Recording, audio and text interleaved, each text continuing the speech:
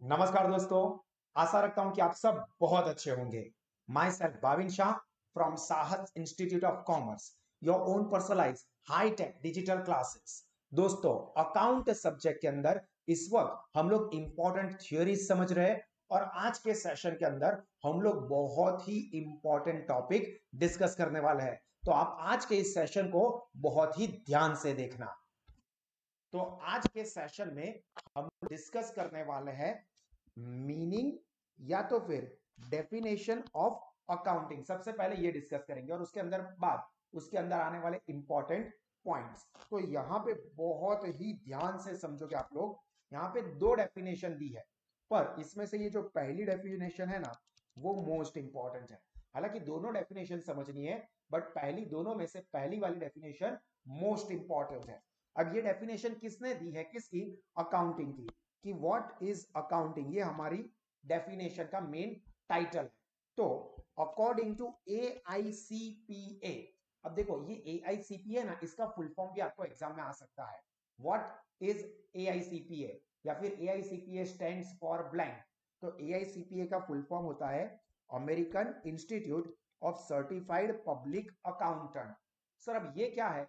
तो आप सब लोग कॉमर्स स्ट्रीम में जुड़े हुए हो, तो आपको चार्टर्ड अकाउंटेंसी के कोर्स के बारे में पता ही होगा, सीए जिसको हम कहते हैं, चार्टर्ड अकाउंटेंसी। अब ये जो सीए का कोर्स है, वो कौन मैनेज करता है हमारे देश में यानी कि इंडिया में? तो सीए का कोर्स मैनेज करता है ICAI, मतलब के institute of chartered accountant of India. ये भारत देश में चार्टर्ड अकाउंटेंसी के कोर्स को मैनेज करते हैं। वैसे ही अगर आप यूएसए की बात करो, तो यूएसए में जो भारत में हम जिसे सीए चार्टर्ड अकाउंटेंट कहते हैं, यूएस में उसको कहते हैं सीपीए, मतलब सर्टिफाइड पब्लिक अकाउंटेंट। और ये सीपीए का कोर्स यूएसए में कौन मैनेज करता है? तो वो करता है AICPA। CPA mean certified public accountant और AI मतलब अमेरिकन इंस्टीट्यूट। तो American institute of certified public accountant, जो कि यूएसए का जो चार्टर्ड अकाउंटेंसी का कोर्स है, उसको मैनेज करने वाला ऑर्गेनाइजेशन है, इंस्टीट्यूट है। उन्होंने ये डेफिनेशन दी है जो कि वर्ल्ड वाइड एक्सेप्टेड है, मतलब सारे लोग इसको फॉलो करते हैं क्योंकि ये परफेक्ट डेफिनेशन है। तो पहले आपको याद रखना है कि अकाउंटिंग की डेफिनेशन किसने दी है? AICPA ने। What is AICPA? American institute of certified public accountant. और सिंपली समझने के लिए कि AICPA क्या है, तो जैसे भारत देश के चार्टर्ड अकाउंटेंसी के कोर्स को ICAI मैनेज करता है, वैसे यूएसए में जो कोर्स है उसको कहते हैं CPA, जिसको ये AICPA मैनेज करता है। अब उन्होंने अपनी डेफिनेशन में क्या कहा है, ध्यान से समझो। अकाउंटिंग इज, अब देखो आपको पूरा, जब अगर एग्जाम में पूछा है 1 मार्क में, तो पूरा सेंटेंस फॉर्म में ही लिखना है, बट मैंने यहाँ पे 4 पार्ट में याद रखने के लिए इसको डिवाइड किया। क्या है अकाउंटिंग? अकाउंटिंग एक आर्ट है।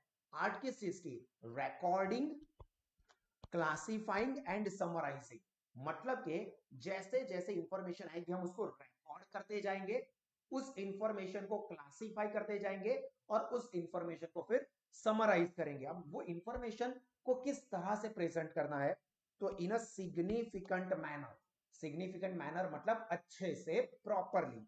And in terms of money, मतलब पैसों में ही लिखना है और कोई तरह से नहीं। क्या क्या लिखना है? क्या रिकॉर्डिंग, क्या समराइजिंग, क्या क्लासिफाइंग? तो transactions and events which are in part at least of financial character. यहां तक खास आ जाना चाहिए। ट्रांजैक्शन एंड इवेंट्स, कैसे transactions and event? Which are in part at least of financial character, मतलब उसके अंदर फाइनेंस, पैसा इन्वॉल्व हो, मॉनेटरी ट्रांजैक्शन हो। And fourth, interpreting result thereof। 4 चीजें कही। अब मैं ये चारों चीजों को आपको एग्जांपल देके समझाता हूं। फॉर एग्जांपल, साहस इंस्टीट्यूट के अंदर या हमारी स्कूल के अंदर आप सभी बच्चे स्टूडेंट्स एडमिशन लेते हैं, तो हम लोग क्या करेंगे? जो भी स्टूडेंट्स एडमिशन लेते हैं उनको हम लोग पहले रिकॉर्ड कर देंगे, भाई ये एडमिशन लेके गया, ये लाया, ये तो पहले हमने रिकॉर्ड किया। फिर हम उसको क्या करेंगे? क्लासीफाई करेंगे। क्लासीफाई कैसे करेंगे? कोई फॉर एग्जांपल इसमें से बॉयज कितने हैं, गर्ल्स कितनी है, इसमें से फॉर एग्जांपल गुजराती मीडियम के कितने हैं, इंग्लिश मीडियम के कितने हैं, इसमें से 11th 12th कॉमर्स के कितने हैं, बीकॉम की स्टडी के कितने हैं, सीए या सीएस के कितने हैं। मतलब हमने उसको क्या किया, क्लासीफाई किया कि बच्चा आ गए सारे रिकॉर्ड कर दिया, पर इसमें से कौन सा 11th का है, कौन सा 12th का है, कौन सा कॉलेज का है, कौन सा सीए का है, कौन सा सीएस का है, उसको हम क्या कर रहे हैं, क्लासीफाई कर रहे हैं। और उसके बेस के ऊपर हम लोग क्या करेंगे, समराइजिंग। मतलब समराइजिंग मतलब 11th स्टैंडर्ड में फॉर एग्जांपल टोटल 49 स्टूडेंट्स है गर्ल्स और टोटल 57 स्टूडेंट्स है बॉयज। तो ये क्या किया, समराइजिंग, सबको लिखा फिर टोटल दिखा, समराइज किया, भाई टोटल 110 स्टूडेंट्स है फॉर एग्जांपल, इसमें से 50 गर्ल्स है, 60 बॉयज है, तो ये समराइजिंग किया। अब यहाँ पे अकाउंट की एंगल से वही होता है कि जो भी ट्रांजैक्शंस और इवेंट्स होते हैं बिजनेस में, उन सभी ट्रांजैक्शंस या इवेंट्स को पहले हम रिकॉर्ड करेंगे, फिर हम उस ट्रांजैक्शन या इवेंट्स को क्लासीफाई करेंगे कि भैया कैश ट्रांजैक्शन कौन सा है, क्रेडिट ट्रांजैक्शन कौन सा है, गुड्स का ट्रांजैक्शन कौन सा है, असेट का ट्रांजैक्शन कौन सा है। ये सारी चीजों को हम बाइफरकेट करेंगे। जैसे मैंने अभी कहा ना कि हम 11th के कौन से स्टूडेंट्स है, 12th के कौन से स्टूडेंट्स है, कॉलेज के कौन से, सीए के कौन से, सीएस के कौन से, वैसे बाइफरकेट करेंगे। कैसे करेंगे, in a significant manner, proper account में, and in terms of money only, सिर्फ मॉनेटरी टर्म्स में ही रिकॉर्ड करेंगे। तो ध्यान से पूरी डेफिनेशन को अब याद कैसे रखनी है समझ लो। ये मैंने आपको एग्जांपल देके समझाया, अब लिखना कैसे है। तो अकाउंटिंग इज क्या है, पहले तो अकाउंट क्या है, is an art of recording, classifying and summarising. कैसे, पहले क्या फिर कैसे, तो in a significant manner and in terms of money, क्या, transaction and events which are in part at least of financial character and interpreting result thereof. चलिए एक और बार समझा देता हूं ताकि अच्छे से याद रह जाए। अकाउंटिंग इज क्या है, accounting is an art of recording, classifying and summarising. कैसे, in a significant manner and in terms of money, क्या, transactions and events which are in part at least of financial character. और उसके बाद क्या करना है, उसमें से जो रिजल्ट निकल के आता है उसको इंटरप्रेट करना है, मतलब इंटरप्रेटिंग रिजल्ट देयर ऑफ। तो इसको अच्छे से समझ के नोटबुक में लिखना है। तो अगर आपको एग्जाम में पूछा है तो ये डेफिनेशन लिखनी है एआईसीपीए वाली। अभी जो दूसरी डेफिनेशन है ना, वो डेफिनेशन दी है एएससी ने। हालांकि ये डेफिनेशन भी इंपॉर्टेंट है, बट एग्जाम के एंगल से ये डेफिनेशन ज्यादा प्रीफरेबल है। तो पहले तो एएससी का फुल फॉर्म क्या, एमसीक्यू में काम लग सकता है, American standard council, that is the full form of ASC. उन्होंने क्या कहा है, तो उन्होंने ये कहा है कि accounting is a service activity. Service है, यहां पे देखो फॉर एग्जांपल मैं आपको पढ़ाता हूं टीचिंग, जैसे टीचिंग क्या एक सर्विस एक्टिविटी है, तो वैसे ही अकाउंटिंग एक सर्विस एक्टिविटी है। यहाँ पे कोई गुड्स नहीं मिलता, ऐसा नहीं है कि देखो भाविन सर मुझे 500 ग्राम का गुड्स बांध के दे दो ना, या भाविन सर मुझे 500 ग्राम का अकाउंट बांध के दे दो ना, या Bhavin sir 2 kilo account pack कर दो। ऐसा नहीं होगा, ये सर्विस होगी, गुड्स नहीं है कि 2 किलो बांध के दे दो आपको। ये सर्विस एक्टिविटी है, जैसे टीचर की सर्विस एक्टिविटी होती है, जैसे डॉक्टर की है वो सर्विस एक्टिविटी है, जैसे लॉयर है वो सर्विस देता है, जैसे चार्टर्ड अकाउंटेंट है वो सर्विस देता है। तो अकाउंटिंग सर्विस एक्टिविटी है, उसके अंदर कोई गुड्स नहीं होते, सर्विस होती है। एंड इट्स फंक्शन, उसका काम क्या है, to provide quantitative information. Quantitative, quality के साथ कोई मतलब नहीं है, अकाउंट में क्वांटिटेटिव इंफॉर्मेशन मिलेगी, मतलब कितना गुड सेल किया, कितना खर्चा हुआ, कितनी इनकम हुई, कितना प्रॉफिट हुआ, ये सब चीजें अकाउंटिंग आपको बताता है। तो दो पार्ट, पहले क्या है, accounting is a service activity and its main function is to provide quantitative, quantitative का मतलब होता है इन नंबर्स, और वो भी नंबर्स कैसे, मनी के फॉर्म में, ठीक है, ऑफ फाइनेंशियल नेचर। आ गया ना, फाइनेंशियल नेचर मतलब मनी के टर्म में, मतलब 10 पंखे खरीदे ऐसा नहीं आएगा, एक पंखा 2000 का था वैसे 10 खरीदे, तो फॉर एग्जाम्पल यहाँ पे क्या हो गई अमाउंट 20,000, तो हम लिखेंगे क्वांटिटेटिव इंफॉर्मेशन 20,000 रुपीज। 10 फैन ऐसा नहीं लिखेंगे, मनी के फॉर्म में ये क्वांटिटेटिव इंफॉर्मेशन लिखेंगे। That is intended to be useful in making economic decision. तो पूरी डेफिनेशन यहां पे ये बनती है कि accounting is a service activity and its function is to provide quantitative information of financial nature. किसकी? ऑफ इकोनॉमिक एंटिटीज, एंटिटीज मतलब बिजनेस हाउस,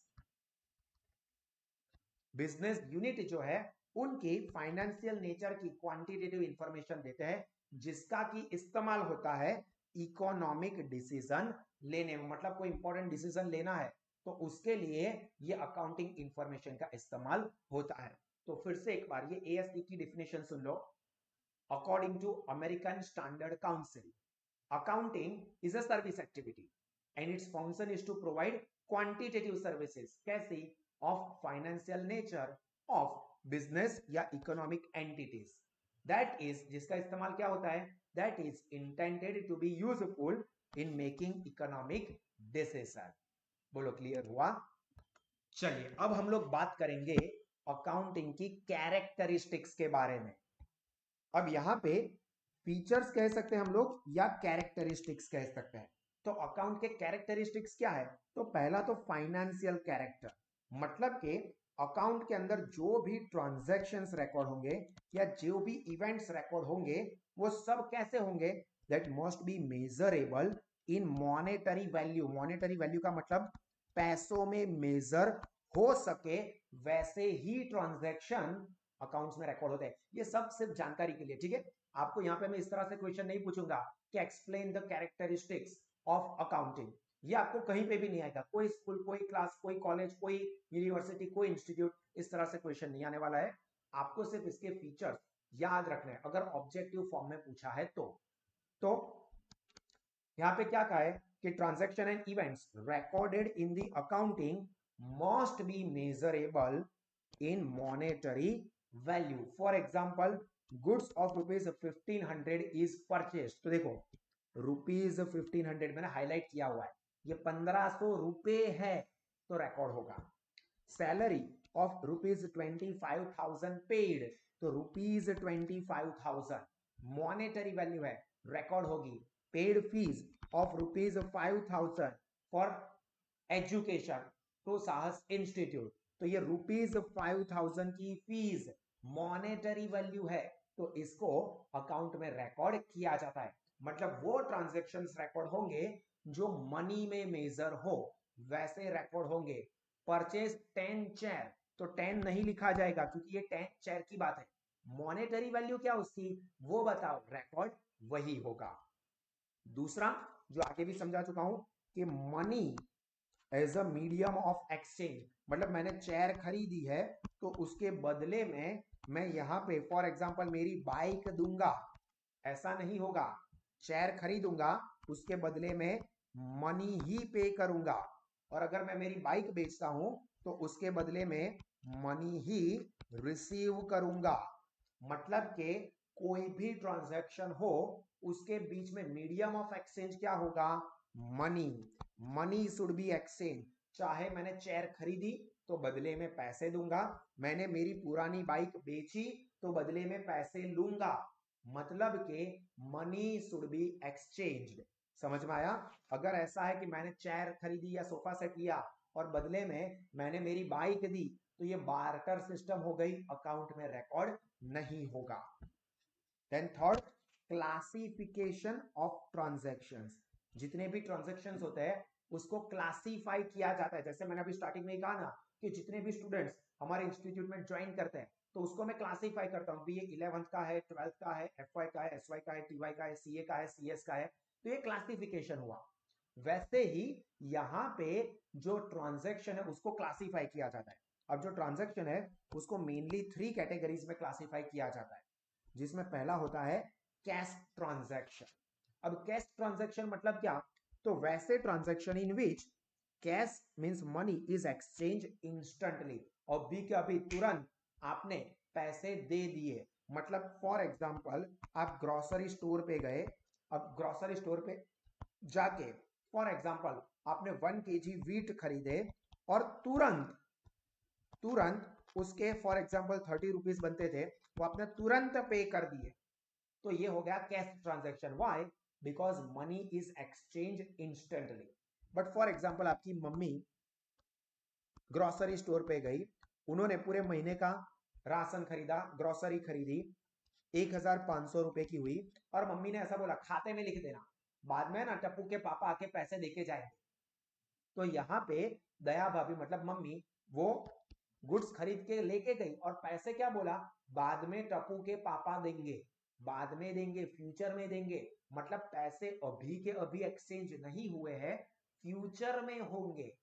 तो वो ट्रांजैक्शन जिसमें मनी इंस्टेंटली एक्सचेंज नहीं होता है बट फ्यूचर में एक्सचेंज होते हैं, तो उसको कहते हैं credit transaction, in which cash is not exchanged instantly but it is exchanged in future। तो ये पहले दो आपको याद रखना इंपॉर्टेंट है। व्हाट इज कैश ट्रांजैक्शन, इस तरह से क्वेश्चन पूछा तो transaction in which cash is exchange instantly, that is called cash transaction.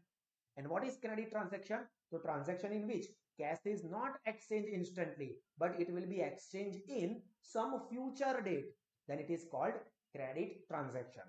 और तीसरा होता है स्पेशल ट्रांजैक्शन, वो मैं आपको अकाउंट में आगे पढ़ाऊंगा, अभी समझ में नहीं आएगा। और एक चीज नोट के तौर पे याद रखना कि अकाउंटिंग के अंदर मतलब हम जब भी अकाउंट करते हैं, only economic transactions are recorded. जो भी ट्रांजैक्शन नॉन इकोनॉमिक है that transactions are not recorded. Economic transaction मतलब जो कोई ना कोई मनी के रिलेटेड फाइनेंस के साथ जुड़े हुए हैं वही ट्रांजैक्शंस रिकॉर्ड होंगे। जहां पे फाइनेंशियल कैरेक्टर है ही नहीं, मतलब मनी इन्वॉल्व ही नहीं है, वैसे ट्रांजैक्शन यहाँ पे अकाउंटिंग में नहीं आते हैं। समझ में आया? चलिए उसके बाद next characteristics is interpretation of transaction. मतलब जो भी ट्रांजैक्शंस होते हैं उसका इंटरप्रिटेशन भी हम लोग निकालेंगे। सिर्फ ट्रांजैक्शन लिख दिया उतना खत्म नहीं हो गया, उसका आउटकम क्या निकला, उससे क्या समझ में आता है, वो भी हम लोग देखेंगे। In accounting transactions are not recorded only but they are also interpreted. जैसे कि हम लोगों ने कोई गुड्स है वो 10,000 रुपए में खरीदा था, जो मैंने अभी आपको आगे भी समझाया, और उसी गुड्स को मैंने 16,000 रुपए में सेल किया। तो 10,000 का खरीदा, 16,000 में सेल किया, तो इसका मतलब क्या निकला कि सर आपने 6,000 रुपए बैठे बिठाए प्रॉफिट बना लिया, बहुत बढ़िया। अगर ऐसा एक दिन मैंने 10,000 रुपए का गुड्स खरीदा, यहाँ पे के लिखा ना, के रिप्रेजेंट 1000, कॉमर्स के स्टूडेंट हो तो ये पता होना चाहिए, के लिखा है इट रिप्रेजेंट्स 1000। तो 10 के यानी कि 10,000 में गुड्स खरीदा और उसको मैं 8,000 में सेल कर रहा हूं, क्योंकि फॉर एग्जांपल मार्केट में मंदी है, कुछ प्रॉब्लम है, पैसों की जरूरत है, बेच दो। तो ये 8,000 में बेच दिया, इसका मतलब क्या हुआ कि सर 2,000 रुपए का आपको घाटा हो गया, इसमें तेरा घाटा, मेरा कुछ नहीं जाता, ये आपका घाटा है।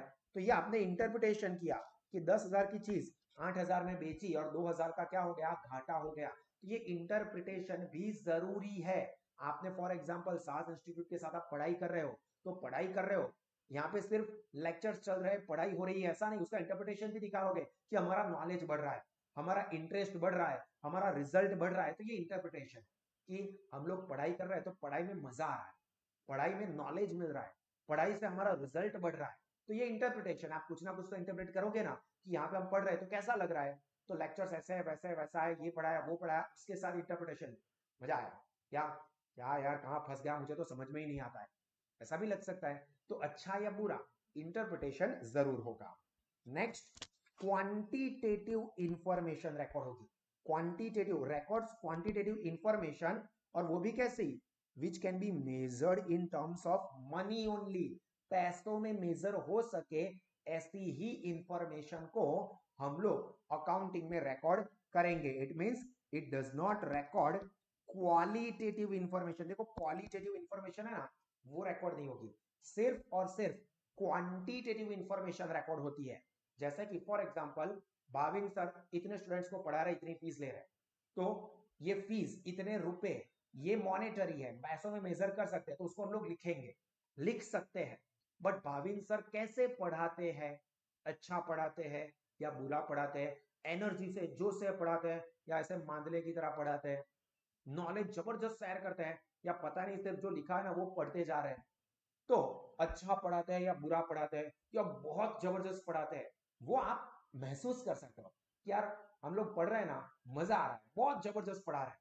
पर अकाउंट में क्या लिखोगे, भाविन सर 5,000 रुपए का पढ़ा है, भाविन सर 200 रुपए का पढ़ा रहे हैं, भाविन सर की एनर्जी 150 रुपए की है पूरी, ऐसा नहीं लगेगा, ऐसा आप नहीं मेजर कर सकते, तो वो रिकॉर्ड भी नहीं होगा। इवन दो कि वो इंपॉर्टेंट है कि टीचर यहाँ पे पढ़ाते हैं, तो उनकी एनर्जी, उनका नॉलेज, उनका डेडिकेशन, उनका इंटरेस्ट, ये सब इफेक्ट करता है। अगर आप लोगों को पढ़ाई में अच्छा लग रहा है, आपको मजा आ रहा है, नॉलेज मिल रहा है, तो आप क्या करोगे? आप अपने सारे दोस्तों को भी रेकमेंड करोगे कि यार यहाँ पे पढ़ना चाहिए, बहुत मजा आता है, बहुत जबरदस्त नॉलेज मिलता है, रिजल्ट टेरिफिक इंप्रूव होता है, तो यहाँ पे पढ़ना चाहिए। आप दूसरों को कहोगे, बिकॉज यहाँ पे आपको मटेरियल मिलेगा, वो बेस्ट क्वालिटी का होगा, आपको टीचर्स इंटरेस्ट से पढ़ाएंगे, बेस्ट टेक्नोलॉजी का इस्तेमाल करके पढ़ाएंगे, ये सब चीजें अच्छी है। बट अकाउंट में रिकॉर्ड नहीं हो सकती। अकाउंट के अंदर जो चीजें क्वांटिटेटिव होती है, जिसको मनी में मेजर किया जा सके, वही रिकॉर्ड होती है। फॉर एग्जाम्पल भाविन सर बहुत घटिया पढ़ाते हैं, मतलब कुछ समझ में ही ना आए, वो तो ठीक है, ऊपर से ब भ च गालियां भी देते हैं, उसके अलावा नींद में होते हैं, उसके अलावा कभी कभी तो पता ही नहीं चल रहा है कि वो खुद सो गए हैं या जाग रहे हैं, पता ही नहीं चलता, बहुत बकवास है। तो भी उससे इफेक्ट होती है कि आप सबको क्या बताओगे, यार हम तो फंस गए, तुम तो बिल्कुल भी यहाँ पे मत आना, हम लोग भी अगले साल कल्टी मारने वाले हैं।